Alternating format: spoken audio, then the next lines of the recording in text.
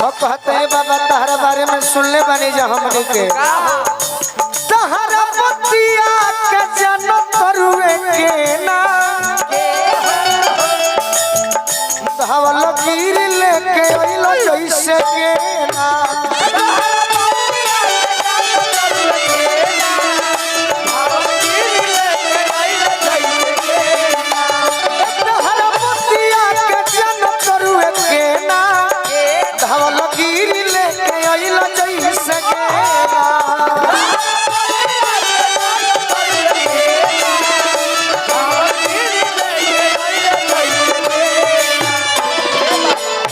बाबा ये हनुमान जी तहरा बिना नहीं खे गोलुओ के मान के तहरा बिना नहीं खे गोलुओ के मान के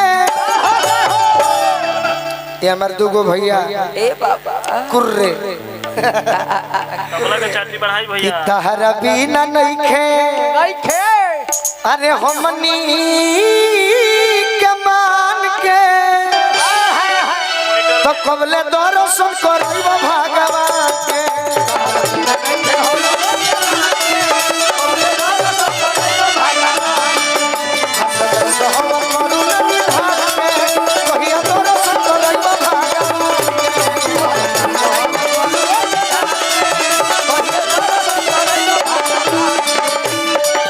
जब लइकाई में हमनी के 3 गो गाना गाई जा तो लोग कहे कि बबू तनी चौकी लगा दो यही में छोटा शब्द में हुई जवन माजा हरी के भजनिया उ माजा कोनो दुनिया में ना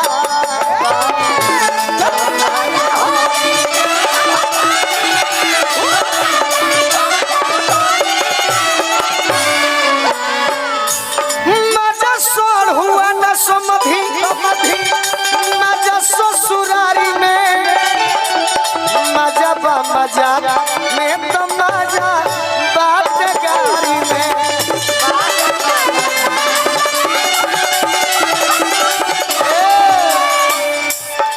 मजा सोड़ हुआ ना समझी मजा ससुरारी में निशा होई का तो तना दूर से देखो हेने लेके आओ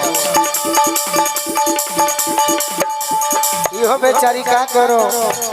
एकरो अतना ना विदेश में प्रोग्राम मिल जाता कि हमनी के भूला गइल बिया विदेश कानिसा हमर बड़ भैया टिंकू पधे आइल बड़े आज ना त काल तू हमरे हो खबू प्रोग्राम में करे के स्वागत बा प्रोग्राम में मजा सोड़ हुआ ना वही चॉकलेटी से बात कर अरे मजा ससुरारी में मजा बा मजा में तो मजा बात गारी में अरे मजा बा मजा में तो मजा बात गारी में नौजवान भाई से आग्रह करो ये बात हम अपनों पर ले लेबनी जवन प्यार दे दी में हरिया जवन सुखावा दे दी में हरिया उमा जहो हीरोइनिया में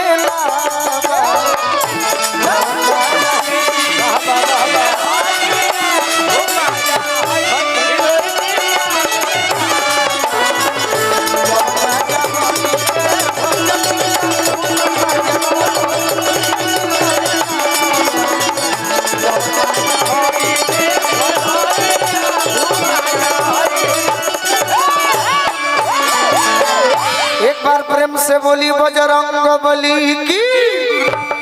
हमार भजन ठीक लगल हमिला जिला के चली धन्यवाद जय जय हेलो हेलो मना